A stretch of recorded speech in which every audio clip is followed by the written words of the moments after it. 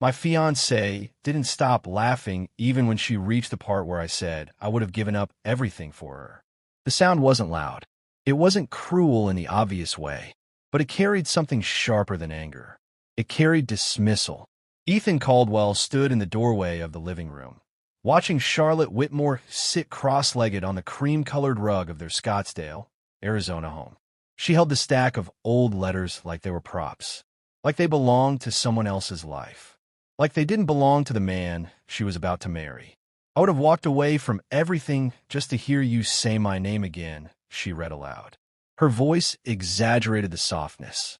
Then she laughed again. God, Ethan, this is dramatic. Ethan didn't respond. He didn't step forward. He didn't tell her to stop, because something in him had already gone quiet. Those letters weren't just words. They were written to Olivia Harper. Years ago, before Charlotte, before the engagement, before Ethan built a version of himself that felt stable. He had never shown them to anyone. He hadn't even reread them. They lived in a sealed box, tucked behind tax records and insurance documents. He thought they were buried. Charlotte flipped to another page. "You used to write like this?" she said. Her tone wasn't curious. It was amused, almost impressed in a detached way. "I didn't know you had this intensity in you." Ethan exhaled slowly. "I asked you not to go through that box." Charlotte waved a hand casually. "I wasn't snooping." She smiled, still holding the paper. "I was organizing." She looked up at him. "And honestly, I didn't expect to find your entire emotional autobiography." Ethan stepped into the room. His footsteps were controlled, measured. You could have just left it alone. Charlotte tilted her head. "Why?" There was no defensiveness in her voice, only confusion. "Because it's private," Ethan said. She leaned back slightly, resting on her hands. "But we're getting married." The words landed like a statement of ownership. Nothing should be private at that point, right? Ethan looked at her, really looked at her, at the way her expression didn't carry any weight for what she had just done, at the way she didn't seem to understand the boundary she had crossed. "You're laughing at something that mattered to me," he said quietly. Charlotte softened her smile. "But not enough." "I'm not laughing at you," she said. "I'm laughing at how young it sounds." Ethan felt something shift in his chest. Not anger, not sadness, something colder. "That wasn't young," he said. "That was real." Charlotte shrugged lightly. "Sure." She placed the letters beside her. "But people change." Ethan nodded once. "Yes." Charlotte stood up and walked toward him. She placed a hand on his chest. "You're not that guy anymore," she said. "And that's a good thing." Ethan didn't move. He didn't lean into her touch. He didn't pull away either, because he was trying to understand something. Not about the letters, but about her. "Do you think it's embarrassing?" he asked. Charlotte paused, just for a second. "Not embarrassing," she said. "Just intense." She smiled again. "Honestly, if you wrote something like that to me now, I'd be concerned." Ethan's jaw tightened slightly. "Concerned? Yeah," she said. "It feels unstable." There was the word that didn't belong in that room. The word that reframed everything. Ethan stepped back, not dramatically, just enough to break contact. Charlotte noticed. Her smile faded a little. "What?"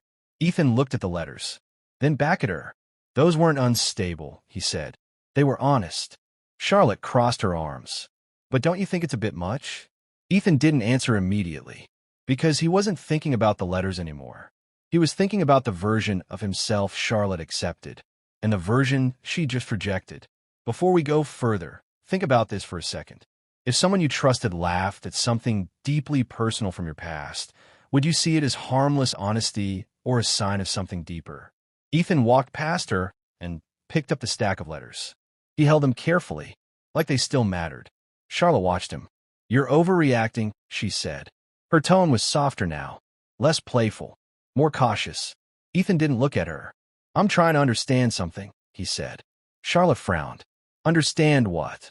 He finally met her eyes. "Whether you respect me." The room went still. Charlotte blinked. "That's a big leap." Ethan nodded slightly. "Maybe." He placed the letters back into the box. "But you laughed at something I never showed anyone." Charlotte stepped closer again. "I didn't mean anything by it." Ethan shook his head gently. "That's the problem." She stopped, because that sentence didn't sound like anger. It sounded like distance. What do you mean? She asked. Ethan closed the box. I mean you didn't think it mattered. Charlotte hesitated. I thought it was just old stuff. Ethan picked up the box. Old doesn't mean irrelevant. Charlotte's voice sharpened slightly. So what? I'm supposed to treat every piece of your past like it's sacred? Ethan looked at her. No, he said. Just not like it's a joke. Silence stretched between them. Not loud, but heavy. Charlotte exhaled. Ethan, this is getting blown out of proportion. Ethan didn't argue, because he realized something in that moment. They weren't arguing about the letters. They were arguing about how they saw emotion, how they valued it, how they handled it. And those differences didn't come from one moment. They came from who they were. I need some time, Ethan said. Charlotte's eyes widened slightly. Time for what? He set the box down near the hallway. To think. Charlotte's posture stiffened. You're seriously questioning things over this? Ethan didn't respond right away, because the answer wasn't simple. It wasn't about one incident. It was about what that incident revealed. I'm questioning what this means, he said. Charlotte crossed her arms again. You're making it sound like I did something unforgivable. Ethan shook his head. No, he paused. But I think you showed me something important. Charlotte's expression hardened. And what's that? Ethan looked at her calmly. That you don't take emotional vulnerability seriously. Charlotte let out a short laugh. Not mocking this time. Defensive. That's not fair. Ethan didn't argue, because fairness wasn't the point. Understanding was. You called something honest unstable, he said. Charlotte opened her mouth to respond, then stopped, because she didn't have a clean answer. The tension in the room shifted. It wasn't loud anymore. It wasn't sharp. It was quiet, and that quiet carried weight, because both of them realized they weren't talking about the same relationship. They weren't standing on the same ground. Charlotte finally spoke. You're not going to cancel a wedding over this. It wasn't a question. It was a statement. Ethan didn't respond immediately. He just looked at her, and in that look, there was something new. Not anger, not sadness. Clarity. Before we move forward, be honest with yourself. Would you ignore this moment and move ahead with the marriage? Or would you stop and reconsider everything? Ethan exhaled slowly. I'm not making any decisions right now, he said. Charlotte nodded quickly. Good. Relief flashed across her face. But it was premature. I'm just not ignoring this either, he added. That relief disappeared. What does that even mean? She asked. Ethan stepped toward the hallway. It means I need to figure out if we're actually compatible. Charlotte's voice rose slightly. Over letters? Ethan stopped, turned back. Over what those letters revealed about us. Charlotte stared at him, and for the first time since the conversation started, she looked uncertain. Not defensive, not dismissive, just unsure. Ethan picked up the box again, not to hide it, but to protect it, and maybe in some quiet way, to protect the part of himself it represented. Because the question wasn't whether he had changed. The question was whether he had changed into someone who could live with being misunderstood. And that answer wasn't as simple as he once thought.